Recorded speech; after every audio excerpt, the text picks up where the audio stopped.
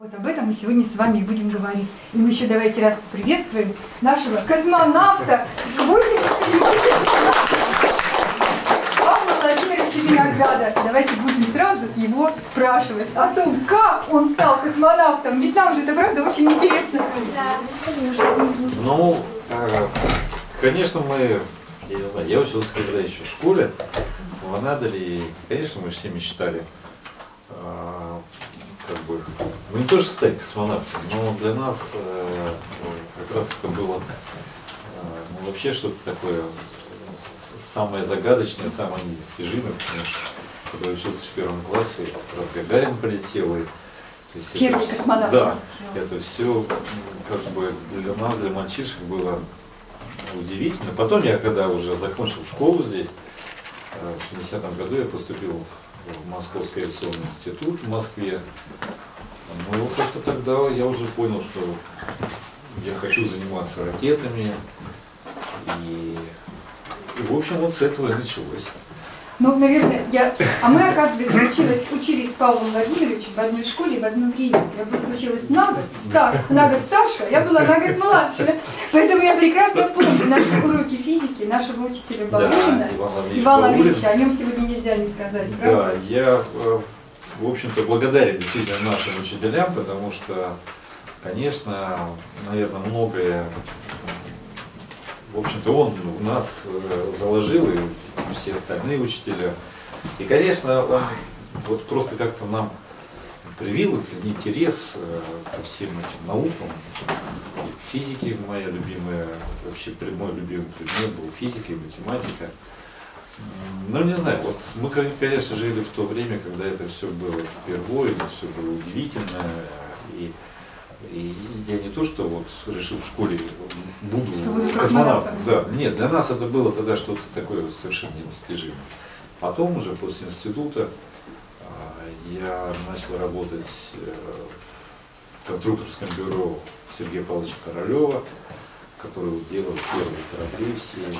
Ну и уже потом я понял, что я могу.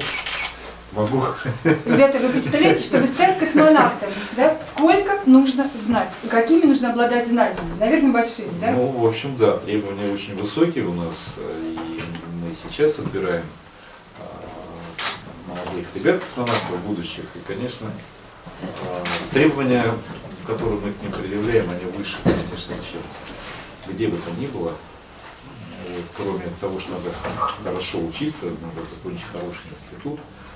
В общем-то, у нас еще масса дополнительных требований, то есть человек должен соответствовать этой профессии. А вот нам очень интересно знать, как готовят космонавтов? Ребята, вы тоже, пожалуйста, свои вопросы готовьте. Ну, вообще, это такой долгий очень процесс.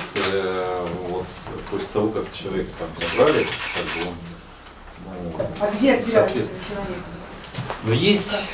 Центр какой-то, да, Центр подготовки космонавтов имени Юрия Алексеевича Гагарина, он находится под Москвой. Это единственный, собственно, центр, где готовят космонавтов. Отбираем мы военных летчиков, инженеров, отбираем врачей, ученых. То есть там разная группа, да? Да, это разные группы. И потом они у нас примерно 2,5 года учатся, значит, и потом они сдают достаточно суровые экзамены. В это время мы их учим, не знаю, там, выживать в тундре, в тайге, в море, в пустыне. Они у нас летают на самолетах, летают на невесомость, прыгают с парашюта, погружаются в аквалангах. Такая достаточно суровая подготовка. Спортивная подготовка. Ну, естественно, это просто уже как бы Многие у нас тут спортом занимаются, увлекаются, ребята. Как вы? А? Спортом? А? Молодцы. Чтобы это же надо быть какие физические нагрузки? Ну, физические нагрузки, конечно, большие, поэтому достаточно тяжело 2 года. В общем-то, не все, надо сказать, не все проходят эту подготовку. Потом эти ребята сдают экзамены, и мы их зачисляем уже в группу, которая начинает подготовку непосредственно к полету. Это еще занимает, например, 2,5-3 года. То есть, в принципе, мы как бы эти отобранные кандидаты, они проходят еще высшее образование, то есть в течение 5 лет. Да. Вот. Поэтому это достаточно долгий и сложный процесс. Не все, конечно, выдерживают, не то, что там все, кто пришли, все улетают в космос. К сожалению, достаточно большой отсев. То есть желающих много сегодня даже, да? Ну, я бы не сказал, что очень много желающих, потому что сейчас, конечно, немножко как-то интерес к этой профессии не то, что упал, просто она, в общем, достаточно сложная, и люди понимают, что требования очень высокие, поэтому как бы не все уверены в своих силах, поэтому... Ну, есть, на сегодняшний день у нас достаточно много претендентов, есть из кого выбирать, но это не так, как было раньше, там, 30 лет назад у нас тысячами были заявления, сейчас немножко... Все мальчишки хотели в детстве стать космонавтами, все, наверное, но для них была такая недостижимая мечта. Павел Владимирович, вот скажите нам, пожалуйста, вот как там оно в невесомости? Вот у нас есть фотография, вот, где вы вот плаваете там в космосе, там, с любовью из космоса. Вот когда это было? Прокомментируйте нам, пожалуйста, вот эту фотографию. Помните такую? Да, но это уже был мой второй полет, это на Международной космической станции. Второй, в 2006 году я летал, практически 3 года назад. Первый раз я летал на станцию «Мир», была наша станция российская, а это уже международная станция, сейчас сегодня на ней работает 6 человек, уже экипаж большой, мы начинали летать вдвоем, и сегодня уже экипаж 6 человек, он действительно международный, там и японцы, и россияне, и американцы, и канадцы, в общем, ну, такая большущая станция, мы его уже практически почти достроили. Еще чуть-чуть нам осталось. А вот, ребята, все понимаете, что такое космический корабль? И мы специально поставили 2 книжки. Видите, космические корабли и орбитальная станция. Отличие вы понимаете? Ну, да? Станция, чем они отличаются? Корабль от станции. Все время летает вокруг Земли. Конечно, она вот там действительно есть фотография, она очень большая. Сейчас ее вес примерно 290 тонн. И изнурена там за сотню метров. То есть это огромная станция, а космический корабль, на котором мы прилетаем, станция, ну действительно небольшой корабль, который стартует с Земли, и в течение 2 суток он летит к станции, в общем-то. То есть это как, я не знаю, как самолеты из Москвы в Анадырь и назад. Вот как. А вот как вы общаетесь с иностранцами, которые с вами вместе работают? На их языке, на нашем языке или как? На каком языке? Вообще принят у нас язык, как бы, общения английский. Мы, все наши космонавты знают английский, но все практически астронавты американские и другие учат русский. То есть, да, у нас такой, даже я не могу сказать на каком языке, это мы его называем ранглиш. Российский. Ранглиш. Ранглиш. Да. Половина такого языка. Ну, конечно, языки надо знать, безусловно, потому что много стран, ну, например, вот, летает здесь вот, как раз там видно американский шаттл, мы его тоже изучаем, то есть нам надо знать американский корабль, точно так же, как американцы учат наш российский корабль. Поэтому языки надо знать. Но европейцы очень все практически хорошо знают английский, то есть это у них сейчас вот второй их родной язык, французы, немцы, они, в общем-то, свободно говорят на английском. А сколько раз был в полете? Сколько было полетов? Я 2 раза летал, я вот 2 раза летал, 1 раз летал на МЕД, такая экспедиция была длинная, полгода, и вторая вот у меня была экспедиция на Международную космическую станцию. Какие впечатления, вот первое, полета? Ну, первый раз, первый полет в космос, это было, наверное, как запомнилось на всю жизнь. Ну да, конечно, можете поделиться с нами? Первый раз, ну, во-первых, все это необычное состояние, действительно невесомость, это даже сложно как-то вообразить на Земле. Больше всего подкупает, конечно, это вот состояние невесомости, это такое ощущение вот постоянного полета, как будто вот, я не знаю, ну как птица. Вот.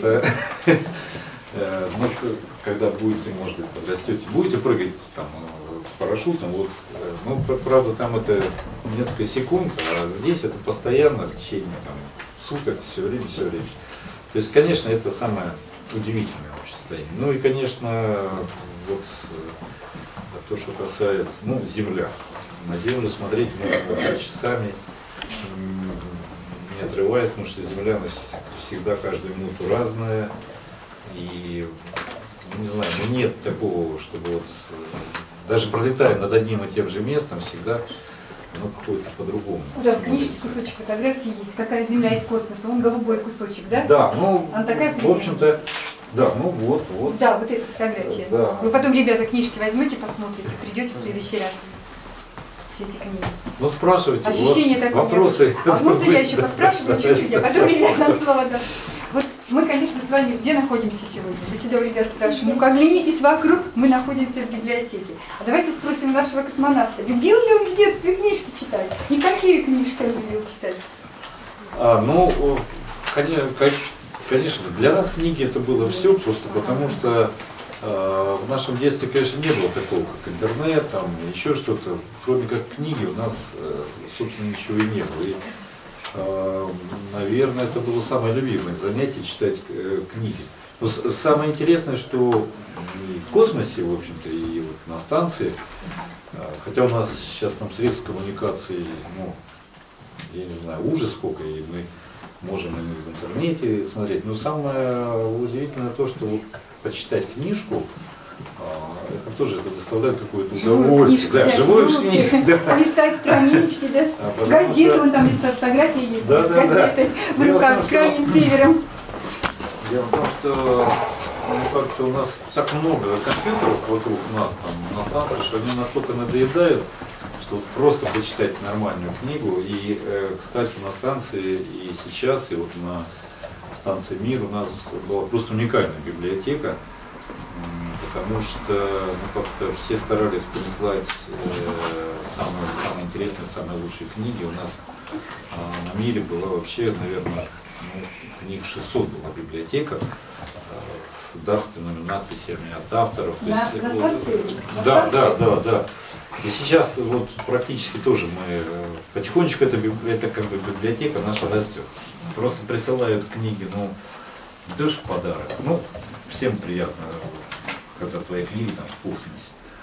И потихоньку собирается достаточно большая библиотека. Конечно, книжки самые интересные. Но все-таки попытайтесь вспомнить, какие были у вас любимые книжки в детстве.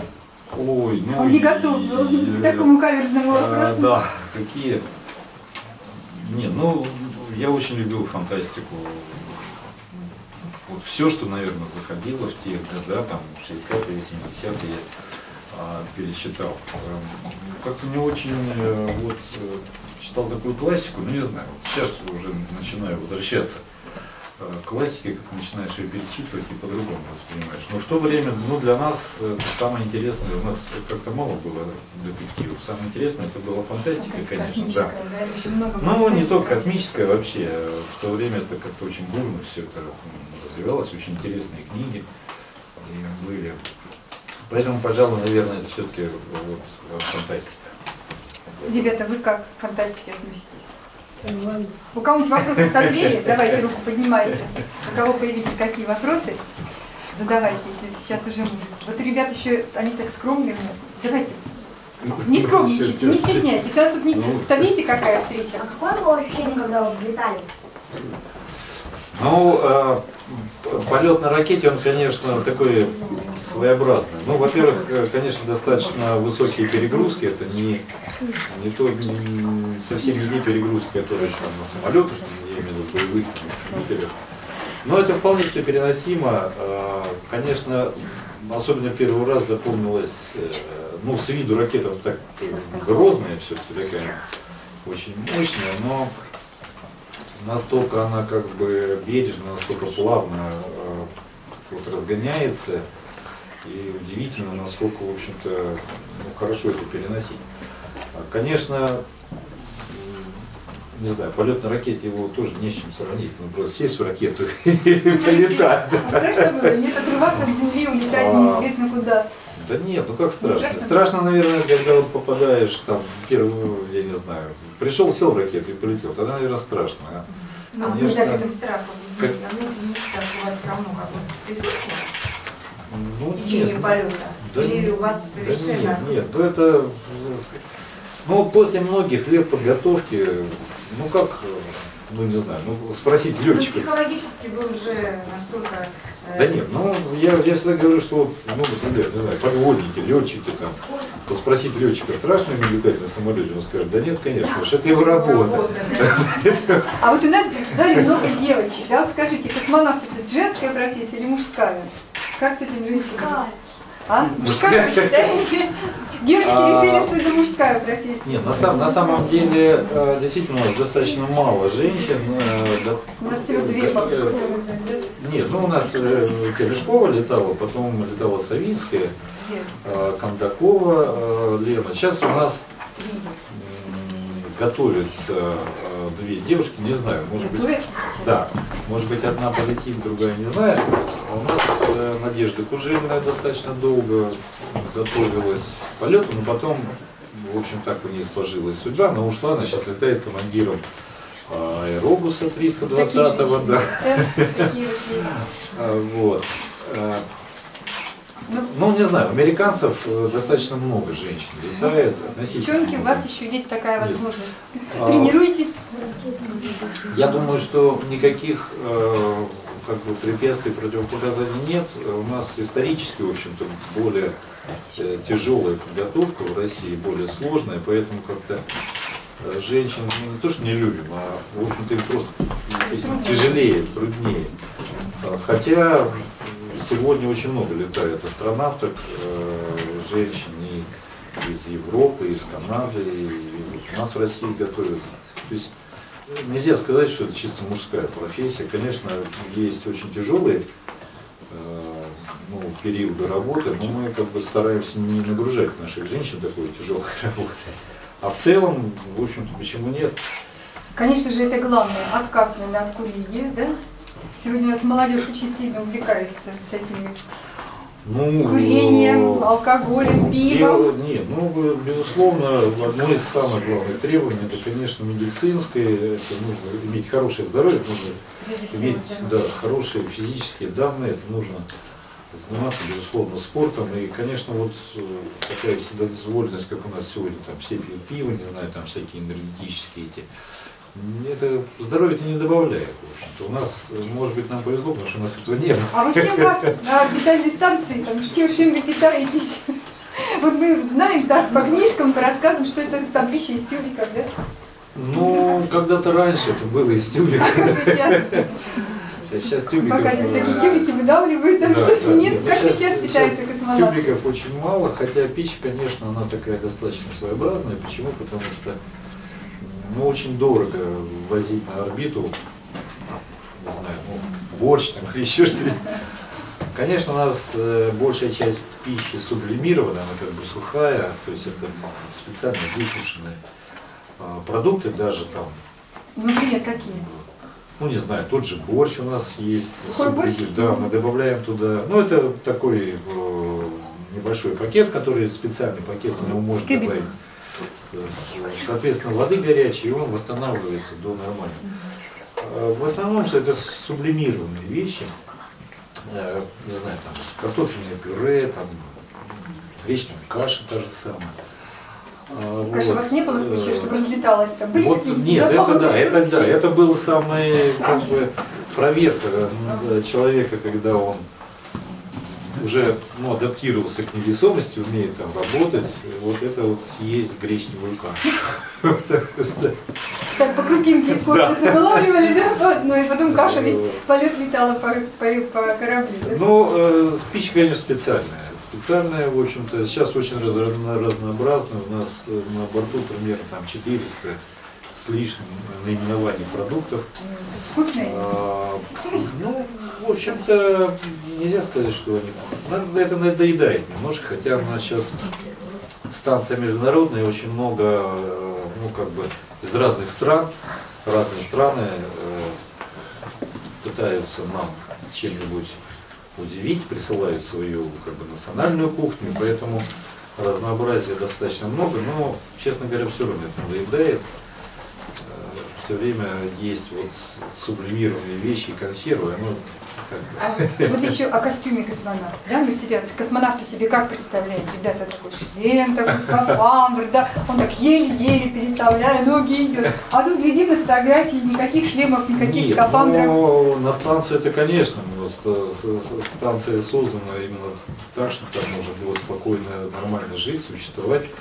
Мы в скафандрах летаем в основном только в космическом корабле, когда такие очень ответственные этапы полета, как вот выведение там, или спуск, там действительно может произойти какие-то неприятности и разгерметизации и так далее. Чтобы экипаж не погиб, конечно, мы одеваем специальный скафандр. Для выхода в космос. Да, ну естественно, конечно, когда работаем на внешней поверхности станции, в вакууме, конечно, там специальный скафандр, он у нас такой большой, тяжелый.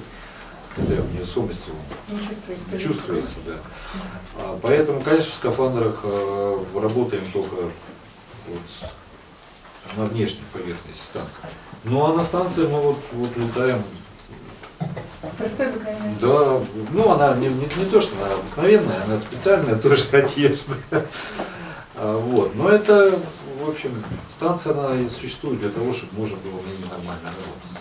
А вот вам, если что-то нужно записать, допустим, да? Пришли в голову умные мысли, вы работаете по какой-то программе, ведете научные записи, как вы это делаете? Вот эту ручку долго ловить, цельно привязана как-то? Не, ну, во-первых, это к этому привыкаешь, во-первых, все, конечно, мы как бы, у нас все это на липучках, или на резинке, или там под резинку кладешь, потому что просто так вот повесить. Просто так положить ручку нельзя, да? Она сразу полетит. Она улетит и все.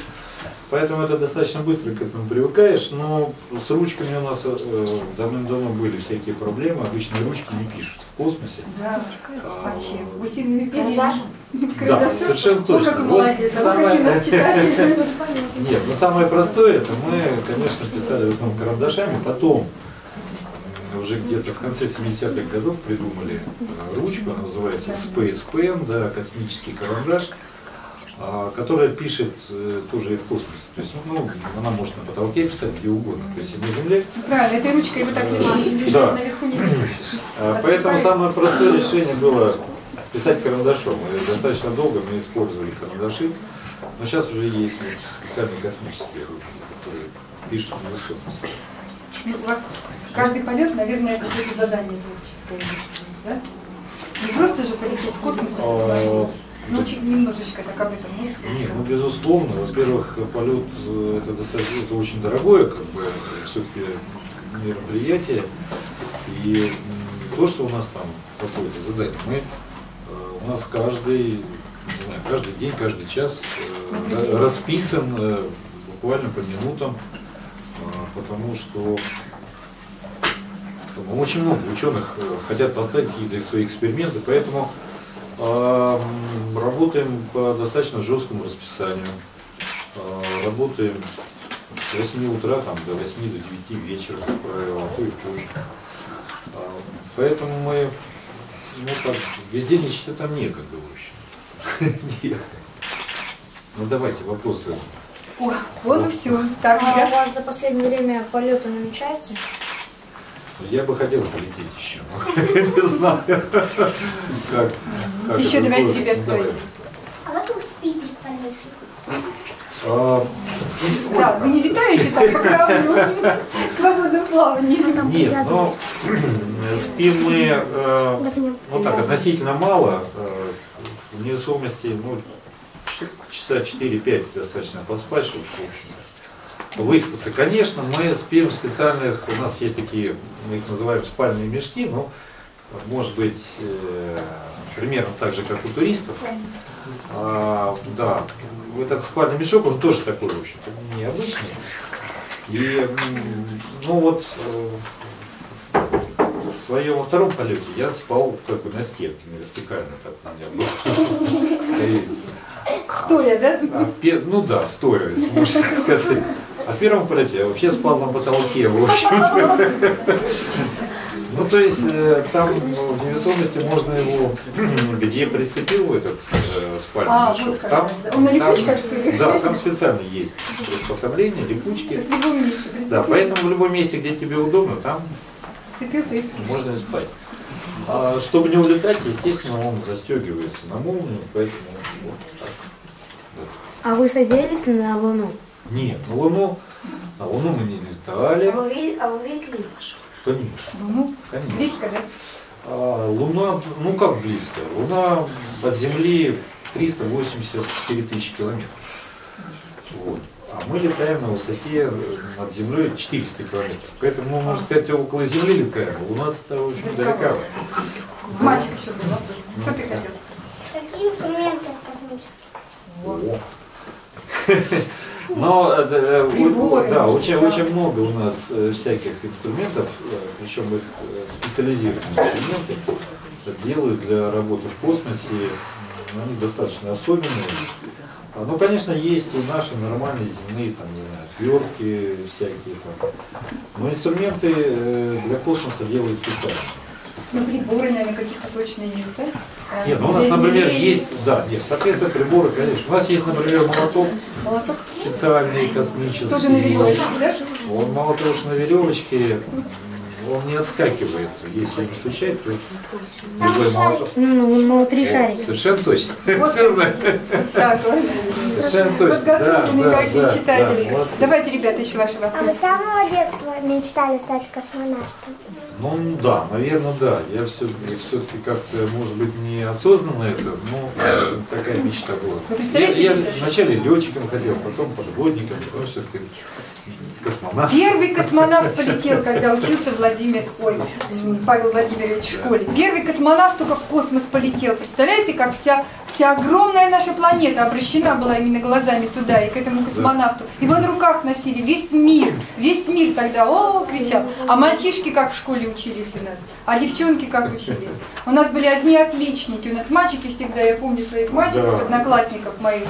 Вот, Вова Соколов, Олег Мизоль, мои одноклассники. Мы идем по улице, мы девочки, о чем-то уже другом думаем. А мальчики, вот там какую-то задачку по физике идут, обсуждают, какую-то химическую там проблему решают. У них разговоры были только об этом, представляете? О чем вы сегодня с другом разговариваете, идя по улице? Не об этом? Нет? Нет, они, представляете? Ну, на каникулах, это были какие-то опыты, эксперименты, это были книжки в руках постоянно. Такие были у нас умные мальчишки, мы ими гордились и гордимся сегодня. Ну давайте вопрос еще. Ребята, вопросы задавайте. Давай. Да. А вы летали, да, вокруг Земли? Да, конечно. Конечно. Ракета, наверное, вокруг Земли. У нас один виток 90 минут. Вот за сутки мы делаем 15-16 оборотов. Поднимайте руки. Какой был самый страшный момент в космосе? Страшно. Были моменты? Ну, были, конечно, у нас были неприятности достаточно серьезные. Был пожар на станции, в общем-то, у нас один блок загорелся, очень неприятно в том плане, что... На МКС или на МИРе? Нет, на МКС. На МКС было. На МИРе было тоже несколько ситуаций, очень достаточно тяжелых, серьезных. Вот. Ну, случается. У нас, вот, слава богу, во втором полете как бы не было таких каких-то чрезвычайных вещей, кроме вот этого пожара одного. Но понятно, что это достаточно опасная профессия. У нас, в общем-то, станция, она чуть ли не вообще железная, там 2-миллиметровая оболочка, алюминиевая, и понятно, что ее можно там проткнуть и пробить.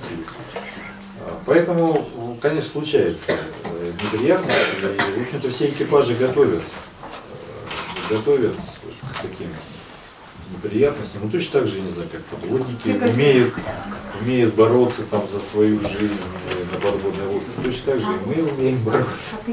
А я еще знаю, вот какие-то мысли были у вас, Павел Владимирович, о том, чтобы акцию посещения ребят центра вашего подготовки. Расскажите, пожалуйста. Ну, у нас, в общем, регулярно проходят экскурсии, практически каждый день к нам приезжают школьники, и очень много, там, я знаю, по много автобусов. Центр подготовки космонавтов. Да, центр, в общем, достаточно интересный, и сейчас руководство центра как бы, ну, так, лояльно к этому относится. Раньше всякие были запреты, да, ну, сложно было просто это. Сейчас немножко проще, так что я думаю, что это не проблема организовать экскурсию. Представляете, ребята, в центр подготовки космонавтов. Да, ну вот там можно посмотреть, как мы учимся, как мы готовимся. Так, ну там еще сзади вопросы-то были. Ну, Давайте, не стесняйтесь. А какой полет вам был более запоминающийся? Первый? Второй? Ну, наверное, все-таки более запоминающийся был первый, просто потому что он был самый тяжелый для меня. В общем, хотя он был первый. Мы летали с Анатолием Соловьевым на станцию «Мир», и, к сожалению, вот перед нашей экспедицией были там много неприятностей, да. На станции мы ее практически 4 месяца восстанавливали, ремонтировали. Это, ну, просто был тяжелый полет, потому что станция была очень, мягко говоря, не в очень работоспособном состоянии.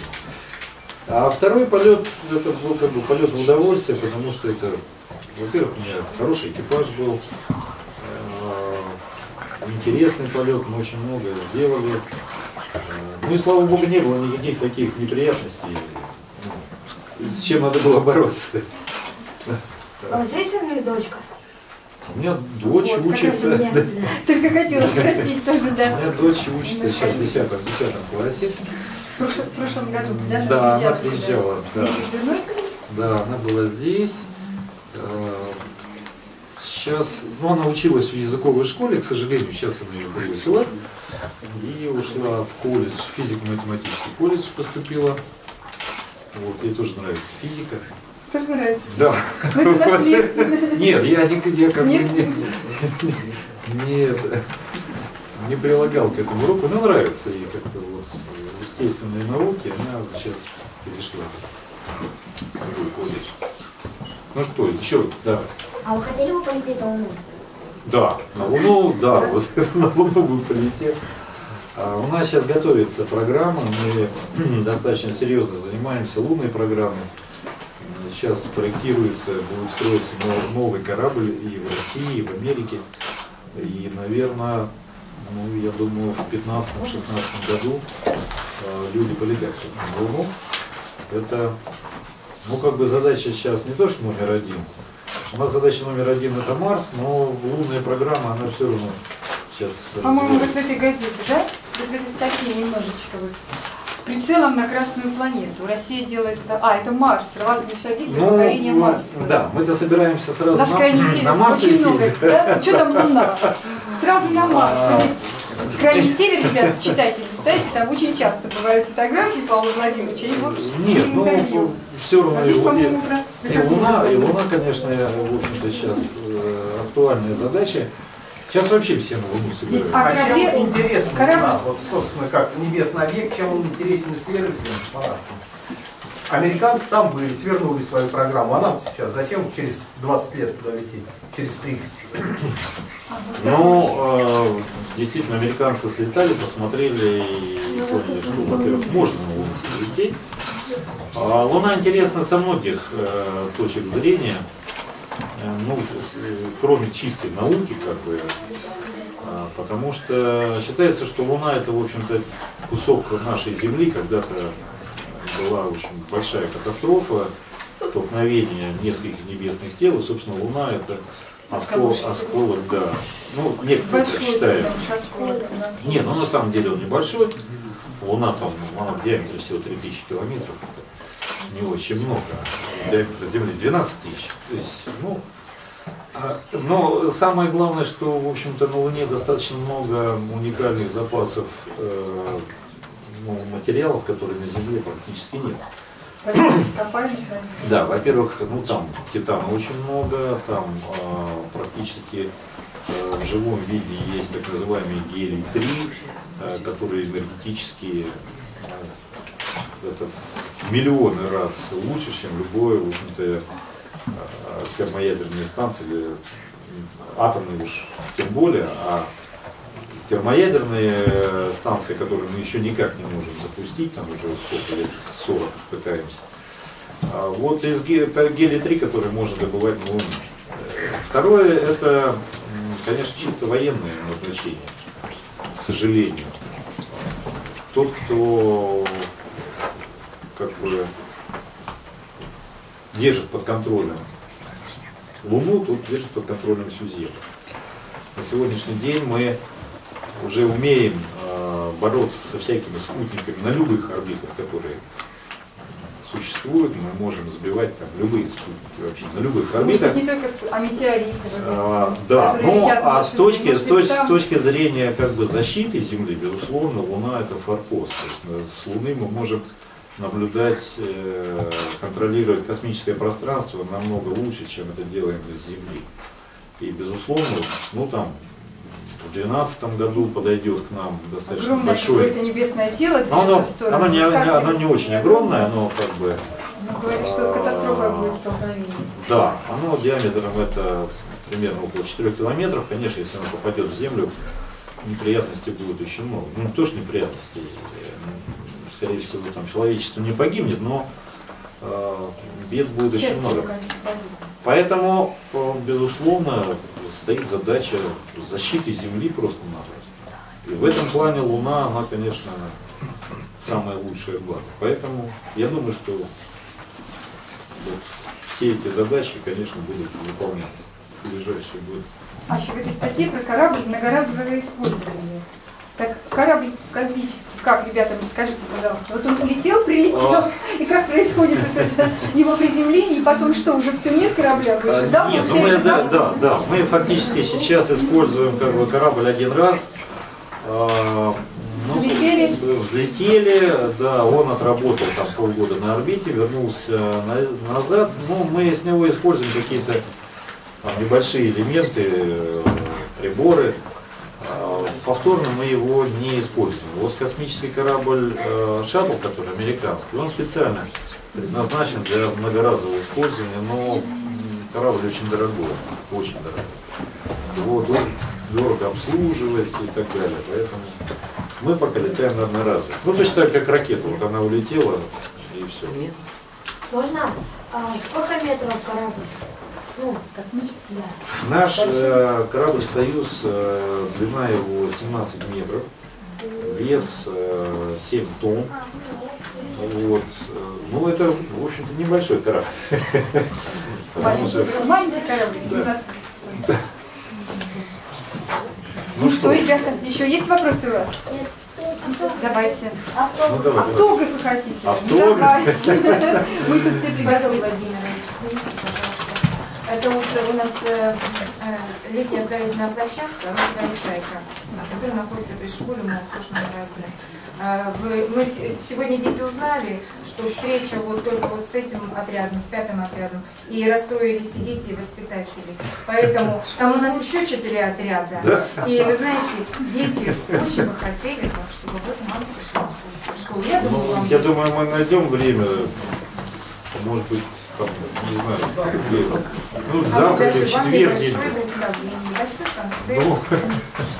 Мы попросим у себя на газете Павла Владимировича оставить. У нас, кстати, вот есть там книжка, у нас был космонавт Титов в библиотеке в нашей.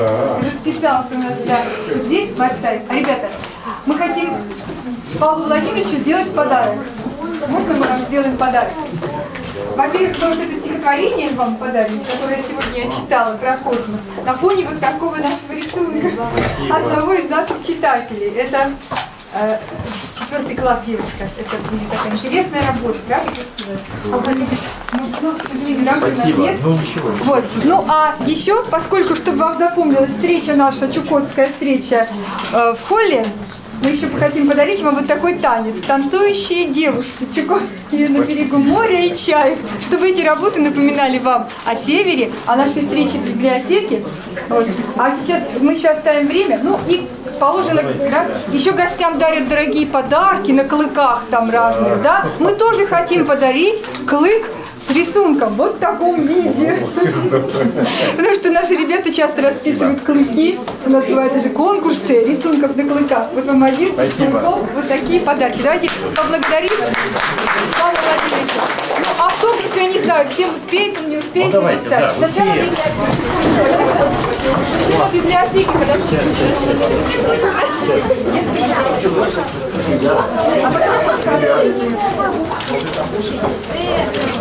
так, чуть-чуть немножечко я укажу.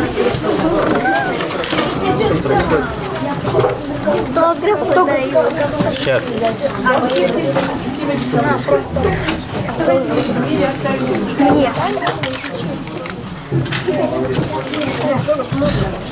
Сейчас, ребят. Не спешите. Так, давайте. Ну, по одному. Я так не умею. Сразу.